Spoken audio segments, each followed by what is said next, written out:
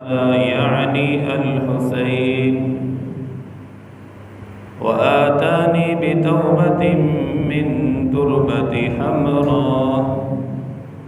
وقال النبي صلى الله تعالى عليه وسلم: إن جبرائيل أراني التوبة التي يقتل عليها الحسين، فاشتد غضب الله على من يسفك دمه، فيا عائشة والذي نفسي بيده إنه ليحزنني فمن هذا من أمتي يقتل حسينا بعدي. اللهم صل على سيدنا محمد وعلى آل سيدنا محمد وبارك وسلم. اللهم صل على سيدنا محمد وعلى آل سيدنا محمد وبارك وسلم. اللهم صل على سيدنا محمد وعلى آل سيدنا محمد وبارك وسلم. محرم کا مہینہ چل رہا ہے، اسلامی سال کا جو کہ پہلا مہینہ ہے۔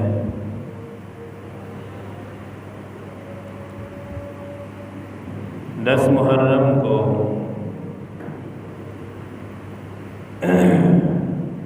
عظیم انسان نواسۂ رسول حسین ابن علی رضی اللہ تعالیٰ عنہ کو شہید کیا گیا۔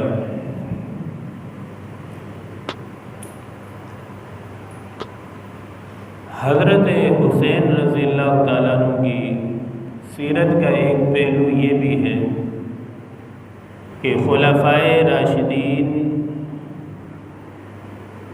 حضرت حسین سے محبت و احترام سے پیش آتے تھے۔ اسی طرح باقی صحابہ بھی حضرت حسین رضی اللہ تعالیٰ عنہ سے محبت و احترام سے پیش آتے تھے، چونکہ امام الانبیاء صلی اللہ علیہ وسلم کے ساتھ نسبت اور رشتہ داری کی وجہ سے، اور ہر صحابی کی یہی کیفیت تھی کہ احترام حضرت حسین کا کرتے تھے۔ صحابہ میں حضرت ابو ہریرہ رضی اللہ تعالیٰ عنہ عظیم محدث ہیں، جن سے 5000 احادیث مبارکہ نقل کی گئی ہیں، حافظ الحدیث محدث ہیں۔ ایک جنازے میں حسین رضی اللہ تعالیٰ عنہ تشریف لے جا رہے تھے، تو جنازے سے واپسی ہوئی، راستے میں کچھ گرد و غبار، مٹی، دھول وغیرہ حضرت حسین رضی اللہ تعالیٰ عنہ کے پاؤں میں لگ گئی۔ اب حضرت ابو ہریرہ جو حافظ حدیث ہیں، انہوں نے جو اپنے کندھے پر چادر تھی وہ اتار کر حضرت حسین کے پاؤں سے مٹی صاف کرنے لگ گئے۔ حضرت حسین رضی اللہ تعالیٰ نے حضرت ابو ہریرہ کا ہاتھ پکڑ لیا، فرمایا: چچا جان، آپ یہ کیا کر رہے ہیں؟ آپ حافظ الحدیث ہیں، آپ ہمارے چاچا ہیں۔ حضرت حسین رضی اللہ تعالیٰ عنہ کی آنکھوں میں آنسو بھر آئے کہ آپ یہ کیا معاملہ کر رہے ہیں؟ حضرت ابو ہریرہ نے فرمایا کہ آپ نواسۂ رسول ہیں، خاندان نبوت ہیں، ہم آپ کا مقابلہ نہیں کر سکتے۔ حضرت حسین نے فرمایا کہ آپ میرے نانا صلی اللہ علیہ وسلم کے صحابی بھی ہیں، حافظ الحدیث ہیں، آپ اس طرح نہ کریں، میرے پاؤں صاف نہ کریں۔ اور ہر صحابی کی یہی کیفیت تھی کہ ٹوٹ کر حضرت حسین سے محبت فرمایا کرتے تھے، اس لیے کہ یہ نواسہ رسول ہیں، خاندان نبوت کے پھول ہیں۔ امام الانبیاء صلی اللہ علیہ وسلم نے یہ دعا فرمائی کہ یا اللہ تو حسین سے پیار کر، حسن حسین سے، اور پھر جو حسن حسین سے محبت کرے یا اللہ تو ان سے محبت فرما۔ یعنی حضرت حسن حسین سے محبت یہ ایمان کی علامت ہے، ایمان کا حصہ ہے۔ اب امام الانبیاء صلی اللہ علیہ وسلم جب دنیا سے رخصت ہو گئے، حضور صلی اللہ علیہ وسلم کی جدائی کا صدمہ ہر صحابی کو پہنچا۔ تمام صحابہ غمگین پریشان ضرور ہوئے، اور مدینہ منورہ میں ایک اندھیرا چھا گیا حضور صلی اللہ علیہ وسلم کی رخصتی کی وجہ سے۔ جو مؤذن رسول تھے حضرت بلال رضی اللہ تعالیٰ عنہ، اسی جدائی کی وجہ سے، غم کی وجہ سے، صدمے کی وجہ سے مدینہ منورہ چھوڑ کر دوسرے ملک چلے گئے۔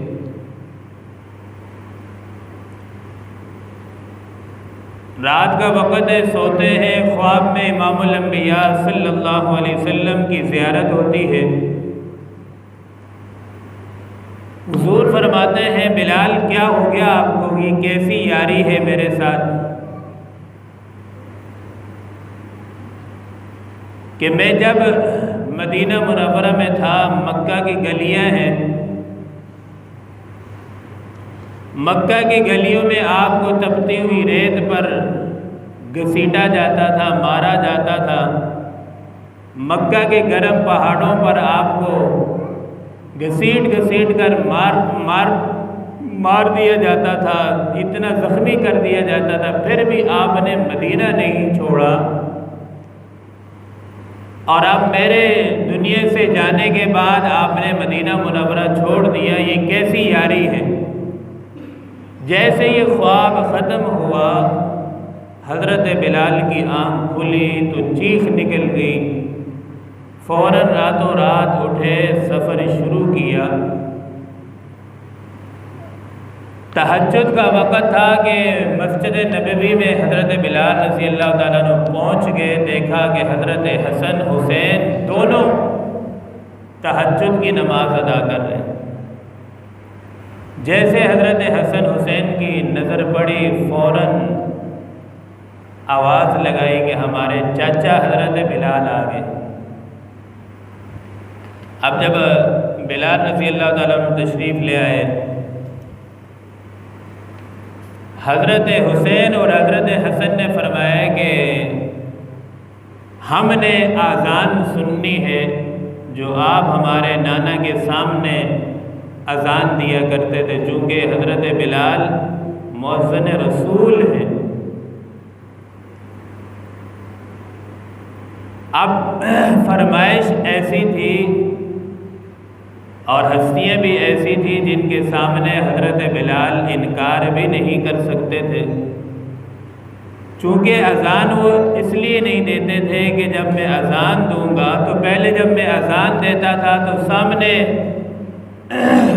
منبر پر رسول اللہ صلی اللہ علیہ وسلم تشریف فرما ہوتے تھے، اور میں اذان جب دیتا تھا یہ کہتا تھا اشہد ان محمد الرسول اللہ، تو سامنے میں اشارہ کرتا تھا کہ محمد الرسول اللہ سامنے موجود ہوتے تھے۔ بالآخر شہزادوں کی فرمائش پر حضرت بلال نے اذان دینا شروع کی۔ جیسے اذان دینا شروع کی، پورے مدینے میں ایک کہرام مچ گیا، گھروں سے لوگ نکل کر آنا شروع ہو گئے مسجد کی طرف کہ مؤذن تو پرانا واپس آ گیا ہے، جو امام ہوا کرتا تھا، امام الانبیاء صلی اللہ علیہ وسلم، وہ بھی واپس آ گئے کہ نہیں؟ امام تو دنیا سے چونکہ جا چکے تھے، ہر آدمی گھر سے نکل کے آگے دیکھ رہا ہے۔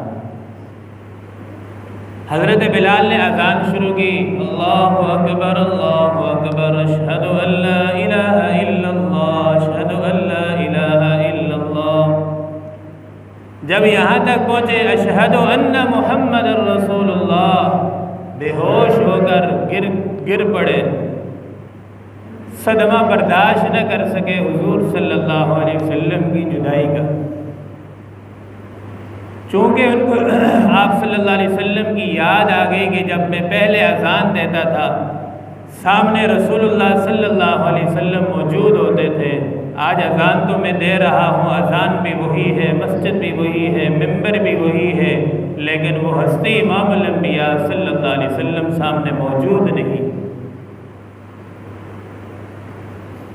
تو حضرت حسین رضی اللہ تعالیٰ عنہ 10 محرم کو جو شہید کیا گیا حضرت حسین رضی اللہ تعالیٰ عنہ کو، جو خلافت ہے، خلافت حضرت علی رضی اللہ تعالیٰ عنہ پر ختم ہو جاتی ہے، چونکہ حضور صلی اللہ علیہ وسلم کی جو پیشن گوئی ہے کہ خلافت حضرت علی پر ختم ہے، اس کے بعد حضرت علی کے بعد امیر معاویہ رضی اللہ تعالیٰ عنہ نے حکومت سنبھالی اور خلافت پر بیٹھے۔ اب حضرت امیر معاویہ رضی اللہ تعالیٰ عنہ کو حضرت علی المرتضیٰ رضی اللہ تعالیٰ عنہ کے بیٹے حضرت حسن نے خود حکومت حوالے کی، صلح کر کے حکومت پر بٹھایا۔ اب یہاں سے یہ بات ذہن نشین فرما لیں کہ حضرت حسن اور حضرت حسین دونوں حکومت کے طلبگار نہیں تھے، نہ ہی انہیں حکومت چاہیے تھی، نہ ہی عہدے کے یہ متلاشی تھے۔ حضرت حسن نے خود حکومت حضرت امیر معاویہ رضی اللہ تعالیٰ عنہ کے حوالے کی، صلح کر کے۔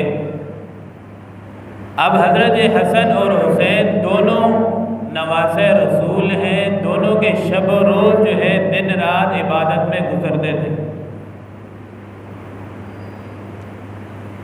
اب امیر معاویہ رضی اللہ تعالیٰ عنہ نے آخری وقت میں صحابہ کرام سے مشورہ کر کے کہ اپنے بعد ولی عہد یعنی حکومت کا ذمہ دار کس کو بنایا جائے۔ صحابہ کرام میں بڑے بڑے صحابہ موجود تھے، سب نے یہی مشورہ دیا کہ چونکہ یزید جو ہے حضرت معاویہ رضی اللہ تعالیٰ عنہ کے ساتھ حکومت میں کام کر چکا تھا اور حکومت میں اس کا اچھا کنٹرول تھا، اچھی حکومت سنبھال سکتا تھا۔ صحابہ نے فرمایا کہ حضرت امیر معاویہ رضی اللہ تعالیٰ عنہ سے کہ آپ اپنے بعد ولی عہد یزید کو بنائیں۔ تو حضرت امیر معاویہ رضی اللہ تعالیٰ عنہ نے صحابہ کا مشورہ مان کر اپنے بعد ولی عہد جو ہے یزید کو بنا لیا۔ یزید کو ساتھ یہ بھی وصیت کی کہ دیکھو نواسے رسول حضرت حسین سے آپ نے حکومت کے جتنے کام بھی ہیں آپ نے ان سے مشورہ کر کے سارے کام کرنے ہیں اور ان کو حکومت کے معاملات میں آپ نے شامل کرنا ہے۔ یہ حضرت امیر معاویہ رضی اللہ تعالیٰ عنہ کی وصیت تھی۔ جیسے یہ حکومت اس کو مل گئی، حکومت ملنے کے بعد اس نے حضرت حسین رضی اللہ تعالیٰ عنہ کی طرف نہ مشورے کے لیے گیا اور نہ ہی حضرت حسین رضی اللہ تعالیٰ عنہ کو اس نے ترجیح دی۔ اب جو میں یہ بات یہاں سمجھنے کی ہے کہ میں وکالت یزید نہیں کر رہا، میں وکالت حسین کر رہا ہوں، چونکہ حسین بن علی صحابی ہیں، یزید صحابی نہیں ہے۔ اور حضرت حسین رضی اللہ تعالیٰ عنہ کو یزید کے معاملات میں شک تھا کہ یہ فاسق فاجر ہے، شرابی، زانی، کبابی ہے۔ یہ ظاہر سی بات ہے حکومت کے جو معاملات ہیں یہ ٹھیک نہیں چلائے گا۔ اب یزید جیسے حکومت سنبھالتے فوراً سب کو اعلان کیا کہ جتنے بھی صحابہ تھے، مدینہ کے لوگ تھے، سب کو اعلان کیا کہ میری بیعت کریں اور مجھے خلیفہ تسلیم کریں۔ مدینہ میں شروع ہوگی بیعت لینا۔ اب اس بدبخت نے یزید نے یہ کیا کہ حضرت حسین کے پاس بیعت لینے کے لیے خود نہیں گیا، اپنے چھوٹے سے بندے کو بھیجتا ہے کہ جاؤ حسین رضی اللہ تعالیٰ عنہ سے کہیں کہ میری بیعت کر لیں۔ اب بھائی اتنے بڑے بندے کے پاس تم چھوٹے سے بندے کو بھیج رہے ہو تو اتنے بڑے بندے کی توہین ہے۔ بڑے بندے کے پاس پیغام لے جانے کے لیے بھی کوئی اچھی شخصیت، کوئی بڑا بندہ ہونا چاہیے بات کرنے کے لیے۔ حضرت حسین کے پاس جیسے یہ بیعت کا پیغام آیا تو حضرت حسین نے انکار فرما دیا، اور ساتھ کئی صحابہ تھے انہوں نے بھی انکار کیا کہ ہم یزید کی بیعت نہیں کریں گے۔ جیسے یہ کوفہ والوں کو پتہ چلا کہ حضرت حسین نے یزید کی بیعت کرنے سے انکار کر دیا ہے، اور جیسے یہ انکار کیا تو حضرت حسین مدینہ منورہ سے فوراً روانہ ہو کر مکہ مکرمہ چلے گئے۔ اب مکہ مکرمہ میں خطوط پہ خطوط آ رہے ہیں کوفیوں کے کہ آپ آ جائیں، ہم یزید کی حکومت کو نہیں مانیں گے، ہم آپ کو خلیفہ تسلیم کرتے ہیں اور کریں گے، آپ کے ہاتھ پر ہم بیعت کریں گے، چونکہ آپ نواسہ رسول ہیں، آپ حکومت کے معاملات ٹھیک چلائیں گے۔ ایک نہیں کئی خطوط آئے سینکڑوں کے حساب سے، تو حضرت حسین رضی اللہ تعالیٰ عنہ نے صحابہ سے مشورہ کیا کہ اب کیا کیا جائے، خط پہ خط آ رہا ہے۔ بڑے بڑے صحابہ تھے جن میں عبداللہ بن زبیر رضی اللہ تعالیٰ عنہ بھی تھے۔ صحابہ نے کہا حضرت حسین سے کہ آپ کوفہ نہ جائیں۔ حضرت حسین رضی اللہ تعالیٰ نے فرمایا کہ اگر میں کوفہ نہیں جاتا تو خط کے اندر کوفیوں نے یہ بات بھی لکھی ہے اگر آپ نہیں آئیں گے کل ہم اللہ تعالیٰ کے دربار میں یہ استغاثہ کریں گے کہ نواسہ رسول حکومت چلا سکتے تھے، اس کے اہل تھے، وہ انہوں نے حکومت نہیں چلائی، تو یہ ہم اللہ کے دربار میں شکایت کریں گے۔ حضرت حسین فرمانے لگے صحابہ سے اگر میں نہیں جاتا تو مجھے اس بات کا ڈر لگتا ہے کہ کل اللہ کی عدالت میں میری کہیں شکایت نہ لگ جائے۔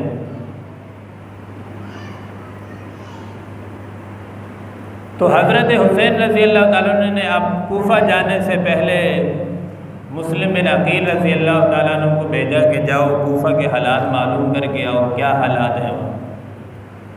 جب مسلم بن عقیل کوفہ پہنچے، وہاں کا جو گورنر تھا نعمان بن بشیر ایک اچھا بندہ تھا، صحابی رسول تھا، اور حضرت حسین کے لیے بڑا کھلا دل اس کا تھا۔ اس نے کہا ہم آپ کو اہلا و سہلا مرحبا، خوش آمدید کہتے ہیں۔ اب ان معاملات کی خبر جب یزید کو پہنچی کہ کوفیوں نے حضرت حسین کو بلا لیا ہے اور میرے خلاف اکسایا ہے، اور وہاں کا جو گورنر ہے نعمان بن بشیر وہ حسین کے لیے نرم دل ہے، اس نے فوراً حکومت کے معاملات کو کنٹرول کرنے کے لیے نعمان بن بشیر کو گورنری سے ہٹا دیا۔ دوسرا جو بدبخت ظالم قسم کا انسان عبید اللہ بن زیاد کو گورنر مقرر کر دیا۔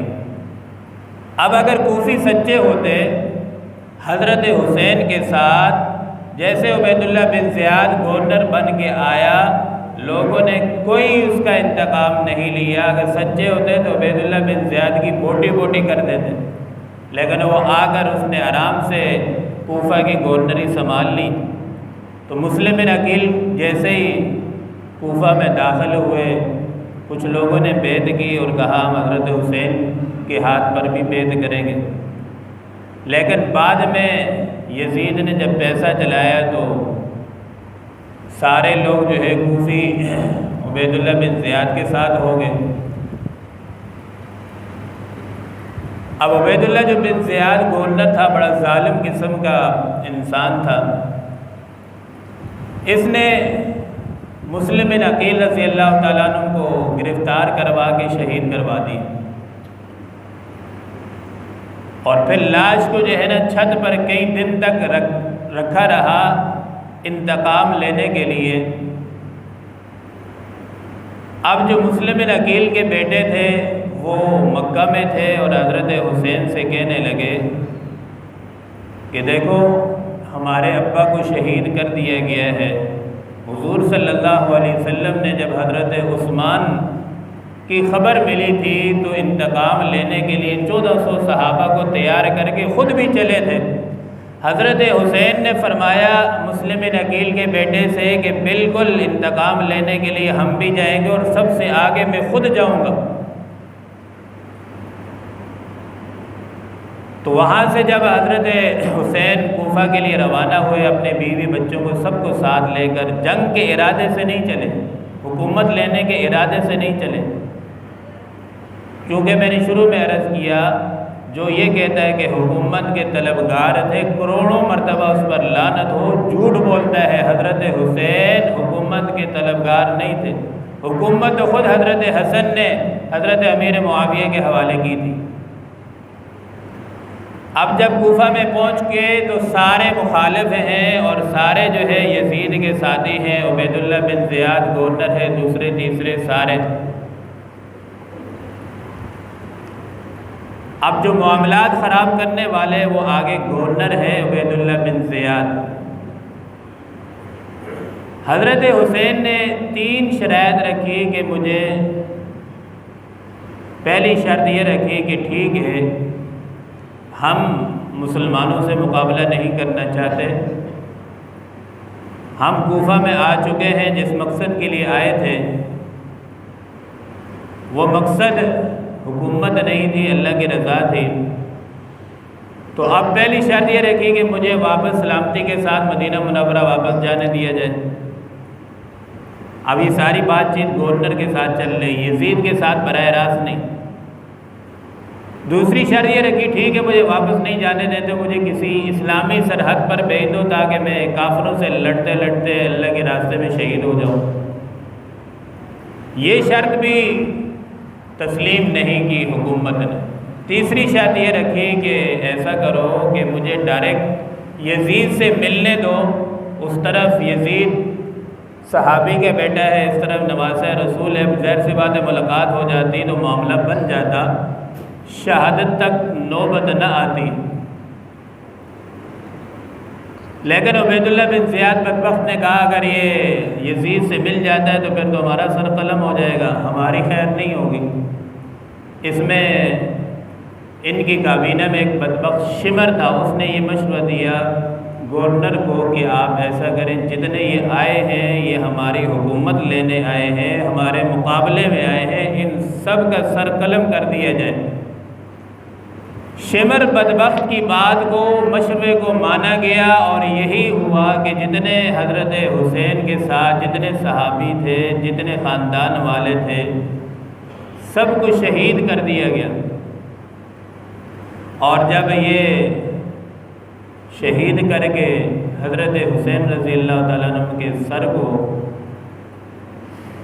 لا کے دربار میں رکھا گیا، اور اللہ کی شان بھی عجیب شان ہے،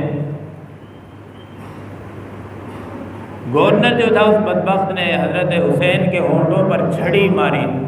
اس میں ایک صحابی تھے، بوڑھے صحابی حضرت انس، جوش میں کھڑے ہو گئے، فرمایا وہ بدبخت چھڑی ہونٹوں سے ہٹا عبید اللہ بن زیاد چھڑی لگاتے ہوئے بدبخت یہ الفاظ کہہ رہا تھا کہ حکومت لینے آئے تھے نا، حکومت لینے والوں کا یہی انجام ہوتا ہے۔ حضرت انس کھڑے ہو گئے، کہا بدبخت کھڑے ہو جا، چھڑی ہٹا، ان ہونٹوں میں میں نے کئی مرتبہ رسول اللہ صلی اللہ علیہ وسلم کی زبان لگتے ہوئے، ہونٹ لگتے ہوئے میں نے دیکھا ہے۔ اور کہا حضرت حسین تو وہ ہے کہ حضور صلی اللہ علیہ وسلم سجدے میں ہوتے تھے، حضرت حسین اگر کندھوں پہ آ کر بیٹھ جاتے تو حضور سجدہ لمبا کر دیتے تاکہ حضرت حسین کو تکلیف نہ ہو۔ اور پھر انجام یہی ہوا کہ زیادہ عرصہ یزید کے بعد حکومت نہیں رہی۔ اسی جگہ پر جہاں حضرت حسین کا سر لایا گیا، کچھ عرصے کے بعد عبید اللہ بن زیاد کا سر اسی جگہ پہ آیا، اسی دربار میں آیا۔ اس کے بعد جو اس کے ساتھی تھے، جتنے بھی عبید اللہ بن زیاد کے ساتھی تھے، سب بدبختوں کا انجام یہی ہوا کہ ان کا سر بھی اسی جگہ لایا گیا اور قتل سب کو جو ہے قتل باری باری سے قتل ہوئے۔ اور یزید کے پاس جب یہ معاملہ پہنچا تو یزید نے کوئی انتقام نہیں لیا حضرت حسین کے قتل کا، بس اس نے اتنا کہہ کہ بات چھوڑا دی کہ ہم معاملے کو دیکھ لیں گے۔ یزید کی جو گھر والی تھی یہ سچی تھی، یہ فوراً چیخ اٹھی کہ یہ کیا ہو گیا، نواز رسول کو شہید کر دیا گیا۔ اور وہ دربار میں، یزید کے دربار میں اتنے غم میں باغی کہ سر میں دوپٹہ لینا بھی اس کو یاد نہیں رہا، اور یزید کے پاس پہنچی کہ آپ نے یہ کیا کر دیا، اور اس کا انتقام لینا چاہیے جن نے شہید کیا۔ یزید نے یہ کہہ کر تسلی دے کے کہ آپ اندر چلی جاؤ، ہم اس معاملے کو دیکھ لیں گے، بات کو دبا دی۔ تو یہاں سے پتہ چلتا ہے کہ قتل حسین میں یزید بھی ملوث تھا، اس کی حکومت میں سارے معاملات ہوئے، اس نے کوئی اس پر جو ہے ایکشن نہیں لیا، نہ ہی قاتلوں کو گرفتار کی۔ اور حضرت حسین رضی اللہ تعالیٰ عنہ کے جو قاتلین ہیں، اللہ کا یہ عذاب ہے، یہ غصہ قیامت تک ٹھنڈا نہیں ہوگا۔ ہم یہ کہتے ہیں کہ حسین جھکا نہیں ہے، شہید ہو گیا، گردن کٹا دی، لیکن دشمن کے سامنے جھکا نہیں، اس لیے ہم کہتے ہیں کہ واہ حسین کیا کام کیا۔ اور جنہوں نے حضرت حسین کو شہید کرایا قیامت تک یہ کہتے رہیں گے ہائے حسین، اور اپنا سینہ ہوگا اور چھری بھی ان کے ہاتھ میں ہوگی۔ اللہ کا بھی عجیب انتقام ہے، قیامت تک اپنا سینہ خود پیٹتے رہیں گے کہ ہم نے حسین کو شہید کیا۔ ہم تو کہتے ہیں ہائے حسین تو نہیں کہیں گے، کیونکہ واہ حسین کہیں گے، حسین تو واہ واہ ہے۔ اب قرآن آپ کے ہاتھ سے گر جائے، جس ہاتھ سے قرآن گرے گا آپ اس ہاتھ کو کیا کہیں گے، ہائے کہیں گے یا واہ کہیں گے؟ اب حضرت حسین کو جنہوں نے شہید کرایا قیامت تک اس عذاب میں یہ مبتلا رہیں گے، اور اللہ کا یہ غصہ قیامت تک ٹھنڈا نہیں ہوگا۔ قتل حسین میں یہی لوگ شریک تھے، کوفی لوگ جو آج اپنے سینے کو پیٹ رہے ہیں، یہی قاتلان حسین بھی ہیں، اور دعویٰ کرنے سے محبت ثابت نہیں ہوتی، عملی طور سے ہوتی ہے۔ اللہ تعالیٰ سے دعا ہے جو کچھ کہا گیا سنا گیا اللہ پاک ہم سب کو عمل کی توفیق عطا فرمائے۔ وآخر دعوانا الحمدللہ۔